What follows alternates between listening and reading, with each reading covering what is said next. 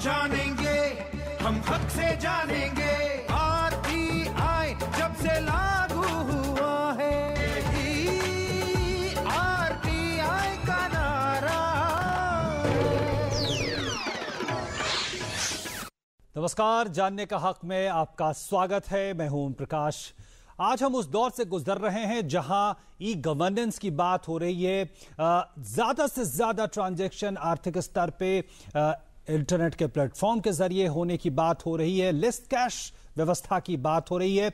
ऐसे में जब सूचनाओं की बात होती है तो यह भी कहा जाता है कि जिस तरह से इंटरनेट ब्रॉडबैंड का विस्तार हुआ है, वो सूचना के विस्तार में, सूचना पाने की इस होड़ में ज्यादा मददगार साबित हो सकता है।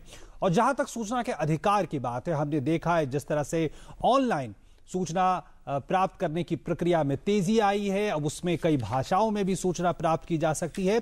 ऐसे दौर में हमने पिछले महीने देखा केंद्रीय सूचना आयोग ने ई कोड की संकल्पना सामने रखी, विधिवत उसकी शुरुआत हुई। आज हम बात करेंगे जानने का हक में कि आखिर कैसे जो पूरी डिजिटल क्रांति का दौर है, सूचना पाने में ज्यादा मददगार साबित हो रहा है। हम चर्चा की शुरुआत करेंगे, उसके पहले हम देख लेते हैं ये रिपोर्ट।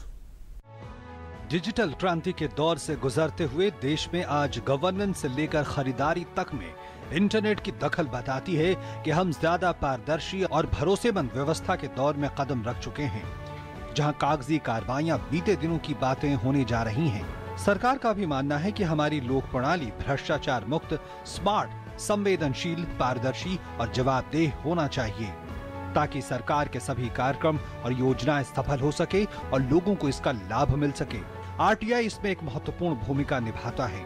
आज चाहे ई गवर्नेंस की बात हो या डिजिटल इंडिया की, ये साफ हो चुका है कि तकनीक ही है जो उलझे तंत्र को ज्यादा पारदर्शी बना सकता है। तकनीक ने टॉप डाउन पहुंच अब बॉटम अप पहुंच में परिवर्तित कर रही है। डिजिटाइजेशन से हमारा रिकॉर्ड कीपिंग इम्प्रूव होगा, हियरिंग जल्दी से जल्दी करने में मदद मिलेगी। इसके साथ वीडियो कॉन्फ्रेंसिंग जुड़ा हुआ है। इसका मतलब कि लोगों को दिल्ली नहीं आना पड़ेगा। CIC का एक नया वर्जन कह सकते हैं कि सूचना देने का एक उनका नया तरीका है वेबसाइट के थ्रू। पहले सूचनाएं उनको काफ़ी बिखरी हुई रहती थी ऑनलाइन में भी, लेकिन अब उनके पास जो भी सूचनाएं आती हैं वो पहली अपील हो, शिकायत हो, आप फिर उसके बाद जो दूसरी अपील फाइल की जाती है, फिर उनकी RTI खुद जो फाइल होती हैं, वो सब कौन सा IC उसको हैंडल कर रहा है, किसके पास है, कहाँ ठहरी हुई है, वो सब चीजें आपको एक जगह पर जाकर मिल जाएंगी। पिछले महीने ही केंद्रीय सूचना आयोग ने ई कोड की शुरुआत की है, जिसके लिए केंद्रीय सूचना आयोग यानी CIC ने लगभग 1.5 लाख फाइलों का डिजिटलीकरण कर दिया है, जो आगे भी जारी रहेगा। ई कोड जहां केंद्रीय सूचना आयोग में मामले के दायर करने, मामलों की प्रगति और समय पर सूचना देने जैसी सुविधाएं मुहैया कराएगा, वहीं ई कोड से RTI शिकायतों की सुनवाई की जानकारी अब घर बैठे मिल सकेगी। इसमें अपील या शिकायत ऑनलाइन दर्ज कराते ही एक विशेष नंबर मिलेगा और मामले से जुड़ी सारी जानकारियां SMS और ईमेल के जरिए मिल जाएंगी। ऑनलाइन RTI आवेदन तो काफी पहले ही शुरू हो गए थे, लेकिन अब RTI आवेदन दाखिल करने के लिए बनी एक वेबसाइट हिंदी भाषा में भी उपलब्ध कराने की प्रक्रिया से गुजर रहा है, तो ईमेल के जरिए अब RTI दाखिल करना बेहद आसान हो गया है। एक जानकारी ये भी बताती है कि वेबसाइट www.rtionline.gov.in से अब तक करीब 700 सरकारी अधिकारियों को जोड़ा जा चुका है, जबकि लक्ष्य ये है कि सभी सरकारी अधिकारियों को निश्चित समय सीमा में इस वेबसाइट से जोड़ा जाए। तो कोशिश यही है कि ज्यादा से ज्यादा जो सरकारी विभाग हैं, चाहे राज्यों में चाहे केंद्रीय स्तर पर, उनको ई प्लेटफॉर्म पे लाया जाए। और सूचना का अधिकार एक ऐसा अधिकार है जिसके प्रावधानों में ही शामिल है कि कैसे उसे सूचना प्रौद्योगिकी के साथ जोड़ा जाए। कई प्रावधान सीधे उसकी वकालत करते हैं। और इसी पे हम चर्चा की शुरुआत करते हैं। हमारे साथ 3 बेहद खास मेहमान स्टूडियो में जुड़े हुए हैं। हमारे साथ हैं यशोवर्धन आजाद साहब, केंद्रीय सूचना आयुक्त हैं। हमारे साथ है संग्राम पटनायक साहब, अधिवक्ता हैं सुप्रीम कोर्ट में। हमारे साथ हैं सुभाष अग्रवाल, जाने माने RTI कार्यकर्ता। यशोवर्धन जी, अगर मैं आपसे शुरुआत करना चाहूं तो ई कोड एक नई संकल्पना है, कितना फर्क है, कितना अलग है, कितनी सुविधा ये देगा आवेदनकर्ताओं को? आपका कहना सही है। ई कोर्ट का उद्घाटन गृह मंत्री ने किया था, हमारा जो एनुअल कन्वेंशन था उस समय। और ई कोड का मतलब ये है कि जितनी सुलभता के साथ सारी जानकारी एक आरटीआई एप्लीकेशन करने वाले को मिले। फर्स्ट स्टेज में जब वो ऑनलाइन एप्लीकेशन देते हैं तो उन्हें 6 डिजिट डायरी नंबर मिलेगा। सेकेंड स्टेज में उन्हें वो फाइल नंबर मिलेगा कि वो किस कोर्ट में है, किसके अधीन है। थर्ड स्टेज में उनको हियरिंग के बारे में जानकारी मिलेगी और फोर्थ स्टेज में जो डिस्पोजल हुआ है उसके बारे में जानकारी मिलेगी। ई कोर्ट और ई प्रणाली का ये फायदा रहेगा कि एक पेपरलेस ऑफिस हम ड्रीम करते हैं और जिसके जरिए सारी मूवमेंट पीडीएफ फाइल के जरिए होगी, इलेक्ट्रॉनिक जरिए होगी। दूसरी बात यह है कि हमारे पास वो हार्ड कॉपीज की आवश्यकता नहीं रहेगी, पूरी फाइल जो है वो ई कोर्ट में मॉनिटर में सामने होगी और इस प्रकार स्टोरेज की समस्या और काफ़ी मूवमेंट की समस्या, उसका ट्रैकिंग बहुत आसानी से होगा। बिल्कुल। सुभाष जी, मैं अगला सवाल आप ही से करना चाहूँगा। आरटीआई का जो बड़े पैमाने पर लोग इस्तेमाल करते हैं और जब ई प्लेटफॉर्म आया हमने देखा है कि लोग किस तरह से अपने घर में ही बैठे बैठे आवेदन कर रहे हैं और सूचनाएं भी प्राप्त कर रहे हैं। अब ईमेल भी एक उसमें एक जुड़ गया है। ऐसे में ई कोर्ट आपको लगता है कितना भाग दौड़ और जो दिल्ली तक पहुंचने की जो समस्या है, एक सूचना प्राप्त करने की जो जद्दोजहद है, उसको कितना कम कर पाएगी? ई कोर्ट प्रणाली ये हमारे जो पहले एक मुख्य सूचना आयुक्त श्री सत्यानंद मिश्रा उन्होंने शुरुआत भी करी थी, पर उसके बाद फिर ये थोड़ा विघ्न आ गया। अब नए सिरे से शुरू ही है और उसमें सारी पीडीएफ फाइलें स्कैन कर ली गई हैं, पर अभी टीथिंग प्रॉब्लम्स जैसा आजाद साहब ने कहा उसमें आई हैं कि जैसे पुरानी फाइलें तो स्कैन हो गई, पर जो नए पेपर्स आ रहे हैं उन फाइलों से रिलेटेड वो उनसे अटैच अभी नहीं हो पा रहे हैं। पर आने वाले समय में ये सब टीथिंग प्रॉब्लम्स भी सॉल्व हो जाएंगी और इसका सबसे बड़ा एडवांटेज ये है कि हम पेपरलेस ई गवर्नेंस की तरफ बढ़ रहे हैं। पर मैं इसमें 2-3 बातें और ऐड करना चाहूंगा। एक तो कई बार ये आया है, कोर्ट्स के लिए भी आया है कि वीडियो कॉन्फ्रेंसिंग कंपलसरी होनी चाहिए। क्या होता है कि मैंने यहाँ भी ऑब्जर्व किया है कि कुछ हमारे एक मुख्य सूचना आयुक्त है, वो 3-3, 4-4 महीने बाद डिसीजन देते थे। ठीक है।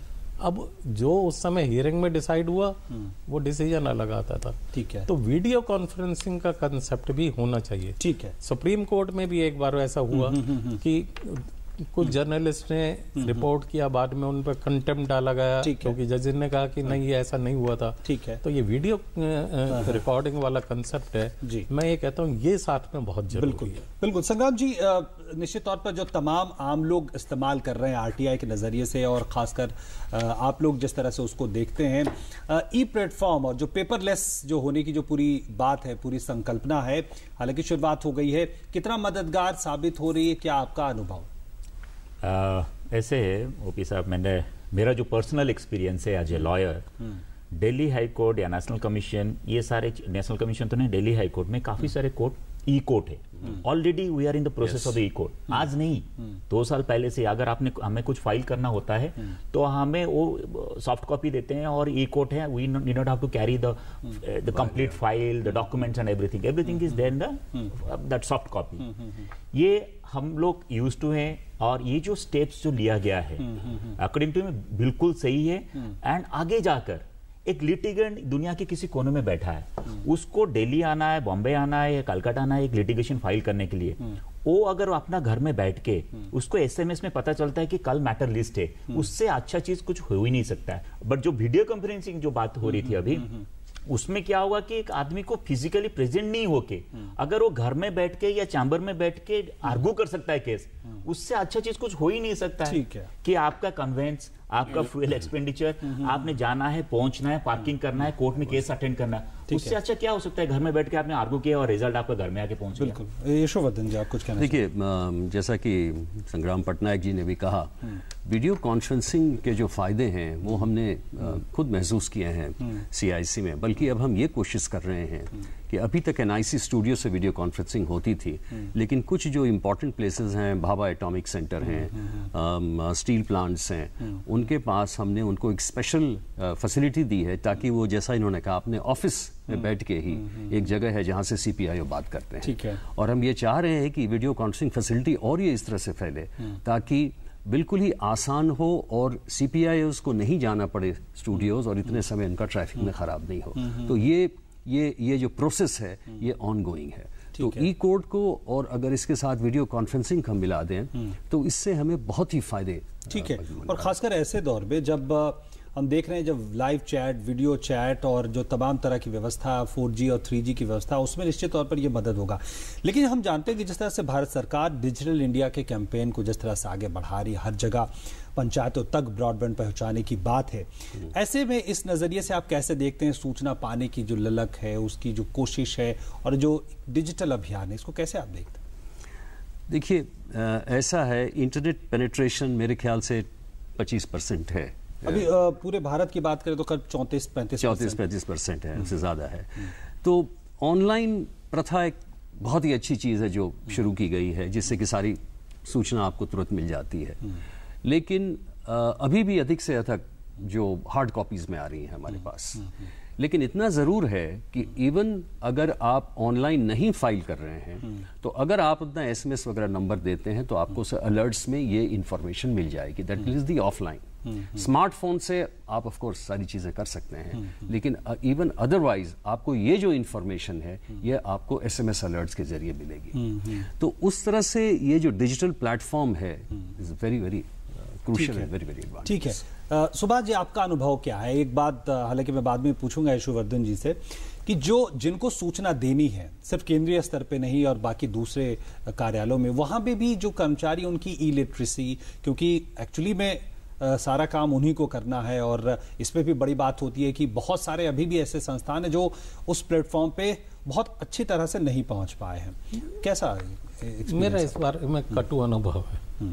जैसे एक PG पोर्टल हमारे यहाँ एक है और अब अभी प्रधानमंत्री की वेबसाइट पे भी इस तरीके की एक पोर्टल डाला गया है। 3-4 हजार कैरेक्टर में आप अपनी बात कहिए, उसका सब ऑनलाइन मूव करेगा और फिर हमारे पास जवाब मिलेगा। पर वो एक फॉर्मेलिटी का तौर पे जवाब आता है। जैसे मैं लोकसभा में एक क्वेश्चन देख रहा था, वो कह रहे थे 65,000 हमारे पास उसमें सबमिशन आया, उसमें से 61,000 का डिस्पोजल आ गया। पर क्वालिटी ऑफ डिस्पोजल देखिए, आजाद साहब का ये एक डिसीजन है। मैंने उस PG पोर्टल में सबमिशंस डाले हेल्थ मिनिस्ट्री से रिलेटेड। अब उनका जो जवाब, इनका ऑर्डर बड़ा सटीक था कि इनकी वर्किंग शीट दो, क्योंकि उन्होंने सजेशंस को बहुत सही माना कि अगर ये सजेशंस इम्प्लीमेंट हो जाते हैं तो पब्लिक के लिए बहुत फायदे के रहेंगे। ठीक है। अब उसका जो मेरे पास फाइल नोटिंग्स आई, वो एक फॉर्मेलिटी, सजेशंस वर कंसिडर्ड और खत्म। वर्किंग शीट्स आज तक नहीं आई हैं। यशोवर्धन जी, आपकी प्रतिक्रिया कि जो एक फेमिलियरिटी ऑफ जो कहते हैं तकनीक के साथ, वो क्या कहीं कोई समस्या है? सबसे पहली बात तो यह है कि कुछ ऐसे भी हमारे सामने एग्जाम्पल्स आए हैं जहां पर कि ऑनलाइन व्यवस्था होने के बावजूद समस्याएं हो रही हैं और ऑनलाइन के जरिए वो जो ट्रांसफ़र होना होता है RTI एप्लीकेशन को, उसमें भी बहुत ज़्यादा समय लगाया गया और इसके चलते CIC ने उस पर एक बहुत ही कड़ा रुख अपनाया। तो ये ज़रूरी है CPIOs और डीम्ड CPIOs के लिए एक ट्रेनिंग प्रोग्राम लॉन्च करना, ये मैं बिल्कुल मानता हूँ और ये प्रथा जितनी जल्दी से शुरू की जाए इस ट्रेनिंग की, वो आवश्यक है। जी संग्राम जी, अगर उस नज़रिए से हम देखें, जैसा कि आप कह रहे हैं कि अब तमाम जगहों पे ये शुरू हो चुका है, जो पेनिट्रेशन की बात की जाती है, डिजिटल प्लेटफॉर्म के पेनिट्रेशन की बात की जाती है, उस स्तर पे आपको लगता है कि किस तरह आम लोगों की अपेक्षा है और किस तरह से वो पहुंच पा रहे हैं, क्योंकि लगातार आप लोगों से बातचीत करते होंगे? ओपी साहब, रियलिटी ऑफ लाइफ इंडिया में ये है कि अगर हमने कल सोचेंगे ना टोटल डिजिटलाइज कर दें और सारे प्रोसेस पेपरलेस हो जाए, ये पॉसिबल नहीं है। नंबर 2, उसके लिए एक आम आदमी को सपोज कल इंडिविजुअली वो पिटिशन फाइल कर सकता है, तो उसने अगर प्रॉपरली ट्रेनिंग नहीं है, वो लॉग इन करेगा, पासवर्ड मिलेगा। सपोज जैसे कि किसी गांव में कोई बिहार में बैठा है, कोई उड़ीसा में है, अगर वो लॉग इन करके पासवर्ड मिलता है, उसको पता नहीं चलेगा कैसे फीड करना है। तो उसके लिए ट्रेनिंग, एजुकेशन एंड ये जो है ना समय की जरूरत है। आपने अगर कल बोलेंगे कि सारे पेपरलेस कर दो, कहीं ना कहीं पर अकॉर्डिंग टू मी कि प्रॉब्लम आएगा ही आएगा। जिस दिन सपोज ये एक जो शुरुआत है उसमें कोई संदेह नहीं है कि जो शुरुआत है राइट डायरेक्शन में हुआ है और ये होना भी चाहिए। ठीक है, ट्रांसपेरेंसी। हम एक ब्रेक के लिए रुक रहे हैं, ब्रेक के बाद आते हैं तो इन तमाम मुद्दों की बहस को आगे बढ़ाएंगे। इसमें एक मुद्दा ये भी है कि जिस तरह से सूचना के अधिकार को जोड़ा गया है सूचना प्रौद्योगिकी के साथ, कई प्रावधान कहते हैं कि सीधे सूचना वहां पे आनी चाहिए, बिना मांगे हुए कुछ ऐसी सूचनाएं होती हैं। यहां पे क्या समस्या है, इस पे हम बातचीत करेंगे। फिलहाल रुक रहे हैं छोटे से ब्रेक के लिए।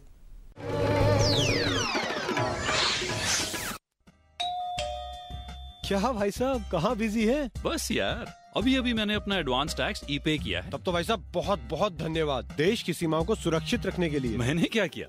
सीमाओं की सुरक्षा के लिए तो हमारे ये वीर जवान तैनात हैं। पर ये तभी संभव है क्योंकि आप जैसे जिम्मेदार लोग एडवांस टैक्स के रूप में समय पर अपना योगदान दे रहे हैं, और इसके लिए मैं आपको सैल्यूट करता हूँ। आप भी अपनी जिम्मेदारी निभाएं, सही समय पर सही एडवांस टैक्स जमा करवाएं। एडवांस टैक्स की तीसरी किस्त जमा करने की अंतिम तारीख है 15 दिसंबर 2016। आयकर विभाग द्वारा जनहित में जारी। ए से ऑटोमोबाइल्स हो या एस से सुपर बाइक्स, सारे देश का इंजन हम ही तो चलाते हैं। HP lubricants A to Z आपके काम आते हैं। छह, कल भी शेयर मार्केट 300 पॉइंट से डाउन। आप क्यों टेंशन ले रहे हो? आपके पास एक भी शेयर है क्या? लेकिन किसी का तो नुकसान हुआ ना। गया, ये भी गया। क्या होने वाला है इंडिया का? अरे पापा, ये 5 साल पुराना मैच है, ये जीत चुके थे हम। क्यों टेंशन ले रहे हैं आप? अरे गलती तो गलती है ना। मिसेस गुप्ता की बेटी की शादी हो गई क्या? तुम्हारी बेटी की हो गई ना, खुश रहो। अरे अब दूसरी टेंशन के लिए टाइम तो होगा ही, क्योंकि डिजिटल इंडिया के जीवन प्रमाण पोर्टल से हर साल बिना टेंशन घर बैठे जीवन प्रमाण पत्र पाना हो गया है एकदम आसान। तो अब पेंशन के लिए नो टेंशन। क्या भाई साहब कहाँ बिजी है? बस यार अभी अभी मैंने अपना एडवांस टैक्स ई-पे किया है। तब तो भाई साहब बहुत बहुत धन्यवाद, देश की सीमाओं को सुरक्षित रखने के लिए। मैंने क्या किया?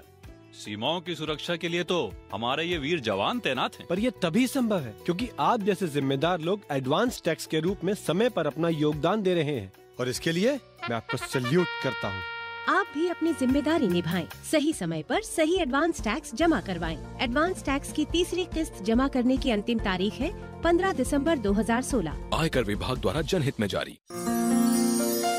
4 जनवरी 2017 से स्वच्छ सर्वेक्षण शुरू हो रहा है। ऐसे 500 शहरों में जिनकी आबादी 1 लाख से ज्यादा है, शहरों को आंका जाएगा स्वच्छता के आधार पर। 40% नंबर तो घरों के कचरे से ही जुड़े। क्या आप गीला और सूखा कचरा अलग अलग रखते हैं? क्या आपकी म्युनिसिपैलिटी गीला और सूखा कचरा अलग अलग इकट्ठा करती है? अगर हाँ, तो आपके शहर के 40% नंबर पक्के, और अगर नहीं तो अभी भी समय है, शुरू हो जाइए। याद रखिए, कहीं आपका शहर पिछड़ ना जाए। 4 जनवरी 2017 से सर्वेक्षण का हिस्सा बनिए। कॉल कीजिए टोल फ्री नंबर 1969 पर। स्वच्छ सर्वेक्षण, एक कदम स्वच्छता की ओर।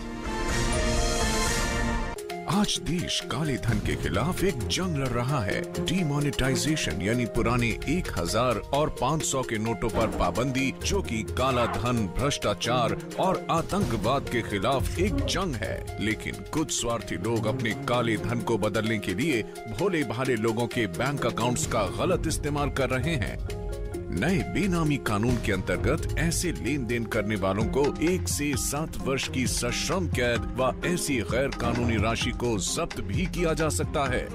याद रहे, आयकर विभाग इस तरह की तमाम गतिविधियों पर नजर रखे हुए है। इस अपराध में भागीदार न बने। एक सच्चे भारतीय की तरह काले धन के खिलाफ इस जंग में आगे आएं, देश को मजबूत बनाएं।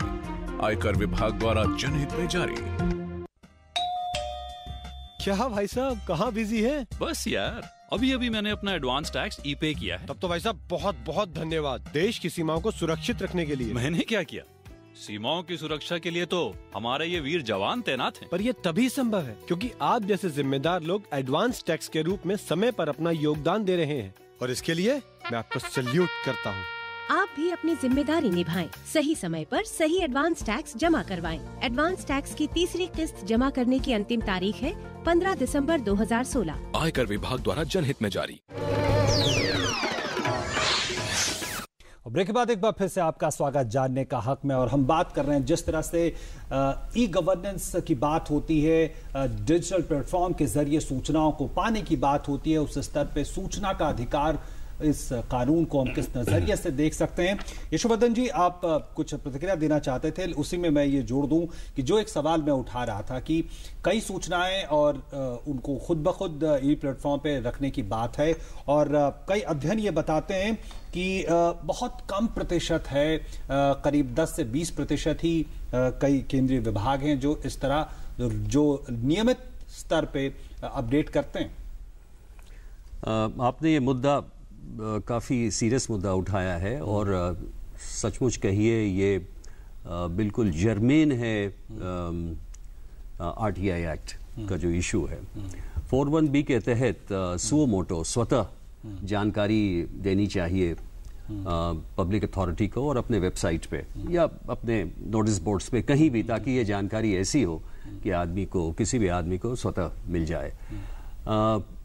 तरीके से तो एक्ट के 120 दिन के अंदर ही सारी ऐसी जानकारी दे दी जानी चाहिए थी। और उसके बाद कई बार सरकार ने ये आदेश जारी किया और बताया डिफरेंट पब्लिक अथॉरिटीज़ को ये किया जाए, किंतु ये सही है, ये अभी भी नहीं हो सका है। इनफैक्ट जो स्कोप है standing committee of public enterprises, उन्होंने भी अपने जब विश्लेषण किया था 10 साल में आरटीआई का आज की स्थिति में है, तो उन्होंने ये माना कि सुओ मोटो जानकारी जो है वो अभी तक पूरी तरह से नहीं दी जा सकी है। लेकिन इसमें मैं ये नहीं मानता, जैसा कुछ लोग सोचते हैं, कि वो जान के नहीं दी जा रही है। ये बात सही नहीं है। कुछ वाकई समस्याएं हैं, चाहे वो इंफ्रास्ट्रक्चर से रिलेटेड हैं, चाहे वो मैन पावर से रिलेटेड हैं, जिसके कारण ये पूरी जानकारी इस पे नहीं आई। ठीक है। इस संबंध में सिर्फ एक बात और कहना चाहूंगा कि ट्रांसपेरेंसी के बारे में एक कमेटी भी यहाँ बैठी थी, जिसमें 2 पुराने इंफॉर्मेशन कमिश्नर्स थे, और उन्होंने बल्कि ये भी अपने रिपोर्ट में दिया है 41B में कि किस तरह की जानकारी जो है वेबसाइट में 41B के तहत आनी चाहिए। वो रिपोर्ट मान ली गई है और उसके तहत आदेश जारी कर दिए। ठीक है सुभाष जी, मैं इसी से जुड़ा एक सवाल आपसे जानना चाहूंगा कि जो ये बात कही जाती है कि कुछ सूचनाएं होती हैं जिनको अलग अलग तरीके से लोग पूछते हैं, और कई बार कहते हैं कि बहुत ज्यादा आवेदन है, और पता ये भी चलता है कि एक ही सूचना के लिए कई सारे आवेदन हैं। इस स्तर पे कहां पे काम करने की जरूरत महसूस? एक बात बड़ी दुर्भाग्यपूर्ण है, आज 11 साल हो गए हम हर एक चीज को टीदिंग प्रॉब्लम में डालते जाएं। 11 साल में सेक्शन 41B का कंप्लायंस पूरा नहीं हो पाया। और एक स्टडी ये बताती है कि अगर सेक्शन 41B का कंप्लायंस पूरा हो जाए, और इसके बाद तो डीओपीटी का एक सर्कुलर आ गया 15 अप्रैल 2013 का, उसका और ज्यादा स्कोप बढ़ा दिया। अगर ये सब हो जाए तो 49%, 49% आवेदन ही खत्म हो जाएंगे। सीआईसी में तो बहुत कम पहुंचते हैं। आप पब्लिक अथॉरिटीज में देखिए ना, मैन पावर का कितना ज्यादा इस्तेमाल हो रहा है इन चीजों पे, आरटीआई रिलेटेड चीजों पे। अब मैं 2-3 मुद्दे और उठाऊंगा। एक, हम डिजिटल इंडिया की तरफ जा रहे हैं, तो पीजी पोर्टल और जो प्राइम मिनिस्टर की वेबसाइट पे भी डाला गया है, ये कंपलसरी कर दिया जाए कि हर एक पब्लिक अथॉरिटी की वेबसाइट पे इस तरीके का पोर्टल डाला जाए जिसमें टाइम बाउंड रिड्रेसल हो। ये हमारा जो एक बिल पेंडिंग है, right to service and grievances 2014, इसका भी बोझा हल करेगा, आरटीआई एक्ट का भी बोझा कम करेगा। एक अच्छी प्रक्रिया मैं आपकी जानकारी के लिए बता दूं कि गवर्नमेंट ऑफ इंडिया पहले इनिशिएट कर चुकी है कि जितने भी फॉर्म्स हैं उन सबका ऑनलाइन फिलिंग का प्रोसीजर अब प्रोसेस में है, उसमें भी टाइम लगेगा, सरकार कर रही है। ठीक है। और सीआईसी हमारा जो है हर चीज में आप देखेंगे एक रोल मॉडल बना है। कोर्ट्स के लिए, चाहे वो ई गवर्नेंस हो, चाहे ई कोर्ट हो, हमारा केंद्रीय सूचना आयोग इस बारे में एक रोल मॉडल स्थापित कर चुका है। वीडियो कॉन्फ्रेंसिंग कर रहा है, जो कि अभी कोर्ट्स में शुरू नहीं हुई है। ठीक है। इसी से जुड़ा सवाल मैं आपसे, संग्राम जी, अब हमारा समय लगभग खत्म हो रहा है, कि जो एक हम बात कर रहे थे कि अगर बहुत सारी सूचनाएं ई प्लेटफॉर्म पे मौजूद हों, तो क्या आपको लगता है कि जो बहुत सारे लोग सूचना मांगने के लिए जो दौड़ में लगे रहते हैं, उसमें आपको लगता है कमी आएगी? कितने लोग सचमुच चाहते हैं कि मैं अगर आज ये ऑर्गेनाइजेशन को हेड कर रहा हूं, ये सारे इंफॉर्मेशन यहां पर मैंने डाल दूं, और कितने लोग एफर्ट लगा रहे हैं उसमें, ये शायद उसमें कमी रह जाता है हमारी। हम तो अच्छी अच्छी चीज बोल तो देते हैं, यहां पर आए टीवी डिबेट में बोल दिए, बट कल उसको इम्प्लीमेंट करने के लिए हमने जब जाते हैं, आमतौर पर देखा जाता है कि कोई इंटरेस्ट नहीं है। फर्स्ट इंटरेस्ट नहीं है, सेकंड है कि चलो ठीक है हमारा टेन्योर निकल जाए, बाद में देखा जाएगा। अगर ये इन्फॉर्मेशन सारी चीज अवेलेबल है, जैसे अग्रवाल साहब बोले कि हाँ ठीक है, जो आपका जो परसेंटेज वाइज जो इन्फॉर्मेशन, तो लिटिगेशन ही नहीं रहेगा। ठीक है, हमारा समय लगभग खत्म हो गया। यशोवर्धन जी, आखिरी सवाल मैं आपसे करना चाहूंगा कि जो ई कोर्ट की पूरी जो व्यवस्था है, जो ये कब तक हम देख सकते हैं कि ये पूरी तरह फंक्शनल और इस पे काम शुरू हो जाए? ई कोर्ट के बारे में बहुत अथक प्रयास किए जा रहे हैं कि जल्द से जल्द हम इसे यथार्थ ये कर पिलाएं, और मैं समझता हूं कि अगले कुछ महीनों में ये फर्मली एस्टैब्लिश हो जाएगा कि सक्सेसफुल है। ये मैं नहीं कह सकता कि अगले 2 महीने में ये पूर्णतः ई कोर्ट प्रणाली स्थापित हो जाएगी, लेकिन शीघ्र ही ये होने वाली है। बिल्कुल, निश्चित तौर पर। तो एक सेकंड में बस लूंगा। ऐसे है, ये जो शुरुआत हुआ है, हमने भी अप्रेहेंसिव थे कि दिल्ली हाईकोर्ट में पॉसिबल नहीं होगा, कैसे करेंगे, but it was a super success और कंट्री के लिए 100% सक्सेस। जल्दी से, बहुत जल्दी से। देखिए, दिल्ली हाईकोर्ट में ई कोर्ट सिस्टम का बहुत बुरा हाल है। मैं आपको एक एग्जांपल दूं। अभी कॉन्स्टिट्यूशन क्लब को मेरी पिटीशन पे सीआईसी ने पब्लिक अथॉरिटी डिक्लेयर किया, मैंने कैविएट फाइल किया, और वहां पे जो है opposite party x party stay order ले आई और मेरे को नोटिस सर्व नहीं। ठीक है, ये अलग अलग कहानियां और अलग अलग समस्याएं जरूर हैं, लेकिन जो बात पूरी चर्चा से ये निकल कर आ रही है कि अगर कुछ जो ऐसी सूचनाएं ई प्लेटफॉर्म पे मौजूद हों, तो जो आवेदनों की संख्या वो आधी तक कम हो सकती है। ये एक बात जरूर सामने निकल कर आ रही है, और जिस तरह से कोशिश लगातार केंद्रीय सूचना आयोग कर रहा है, वो अपने आप में जिस तरह से मॉडल के रूप में स्थापित है, उम्मीद करनी चाहिए कि राज्यों तक भी ये बात पहुंचेगी। फिलहाल हमारी इस चर्चा में इतना ही। बहुत बहुत धन्यवाद यशोवर्धन जी आपका, संग्राम जी आपका, सुभाष जी आपका। यहाँ पे आज फिलहाल इतना ही, लेकिन अब देख सकते हैं RTI इस हफ्ते थोड़ी देर में। हमें दीजिए इजाजत, नमस्कार। स्वच्छता को बढ़ाने के लिए सरकार लगातार प्रयास कर रही है। इसी कड़ी में गंगा सफाई को लेकर भी सरकार प्रतिबद्ध नजर आ रही है। दिल्ली के रहने वाले एक RTI आवेदक ने सूचना अधिकार कानून का आवेदन करके ये जानना चाहा कि कानपुर से लेकर बनास तक की जो गंगा है, उसमें अब तक कितने रुपए खर्च किए गए और सफाई को लेकर क्या कुछ किया गया है। गंगा विकास प्राधिकरण के तहत जो उत्तर प्रदेश विभाग है, उसने सूचना अधिकार कानून के इस आवेदन का जवाब नहीं दिया। जब मामला उत्तर प्रदेश राज्य सूचना आयोग पहुंचा और वहां के जो आयुक्त हैं हाफिज उस्मान, उन्होंने जन सूचना अधिकारी पर जवाब नहीं देने के लिए 10,000 रुपये का जुर्माना लगाया, और ये जो जुर्माना है 250 रुपये प्रतिदिन के हिसाब से 10,000 का जुर्माना लगाया। और ये भी निर्देश दिया गया कि गंगा सफाई से जुड़े जितने भी सवाल हैं उनके जवाब दिए जाएं। इसके साथ साथ जो गंगा सफाई को लेकर जो घाटों का निर्माण हुआ है, उस पर कितना खर्च हुआ है, उसका भी जवाब दिया जाए। तो स्वच्छता को लेकर भी लोग अब RTI का खुलकर प्रयोग कर रहे हैं। खबर मध्य प्रदेश से है। बाघों के संरक्षण को लेकर सरकार लगातार प्रयास कर रही है। सूचना अधिकार कानून से जवाब आया है कि देश में अभी 2200 बाघ हैं। इसके साथ साथ सूचना अधिकार कानून से ये भी पता चला है कि सेव द टाइगर जो परियोजना है, जो अभियान है, इसके तहत टाइगर यानी कि जो बाघ है उनको संरक्षण तो किया ही जाता है। इसके साथ साथ जो अभ्यारण्य के अंदर जो गाँव हैं उनको भी बाहर निकाला जाता है, ताकि जानवरों और जो ग्रामीण है उनके बीच संघर्ष कम हो। 2000 से लेकर अब तक की जो 2016 में जो RTI लगी, आंकड़े जो 16 साल के निकल के आए हैं, इसमें यह पता चला कि अब तक 560 करोड़ रुपए गांवों को शिफ्ट करने में खर्च हुए हैं, और इसमें 183 करोड़ राज्य सरकारों ने खर्च किए हैं, बाकी केंद्र सरकार ने खर्च किए हैं। इन 560 करोड़ में 30 गांव यानी कि 30 गांव की आबादी लगभग 10,000 होती है। इन 10,000 लोगों को सुरक्षित तरीके से अभ्यारण्य से बाहर स्थापित किया गया है, ताकि जानवरों और इंसानों के बीच संघर्ष कम किया जा सके। और ये सारी जानकारी जो है वो सूचना अधिकार कानून से बाहर निकल के आई है। खबर छत्तीसगढ़ से। लोग सूचना अधिकार कानून का प्रयोग अपने हक और अधिकारों के लिए कर रहे हैं। जो मनरेगा मजदूर हैं वो भी अपनी मजदूरी पाने के लिए खुलकर सूचना अधिकार कानून का प्रयोग कर रहे हैं। छत्तीसगढ़ के कई ऐसे जिले हैं जहां पर पिछले 8 महीनों से जो मनरेगा के जो मजदूर हैं उन्हें मजदूरी नहीं मिली थी। जब उन्होंने अपना एक संगठन बनाया और समूह में उन्होंने RTI आवेदन का प्रयोग किया, और मामला जब जिले स्तर पर जिलाधिकारी के पास पहुंचा तो उन्होंने निर्देश दिए कि इन मजदूरों की जो मजदूरी है वो तुरंत उनको भुगतान किया जाए। इसके साथ साथ प्रथम अपील में भी मामला पहुंचा, राज्य सूचना आयोग मामला पहुंचा, और जो जन सूचना अधिकारी है RTI का, उसने जवाब नहीं दिया था। इसको लेकर उस पर 25,000 रुपये का जुर्माना लगाया गया। लेकिन सबसे खुशी की बात यह है कि जो मनरेगा के मजदूर हैं, सूचना अधिकार कानून की बदौलत उन्हें पिछले कई महीनों से रुकी जो मजदूरी है वो उन्हें मिल गई। हम जानेंगे, हम हक से जानेंगे,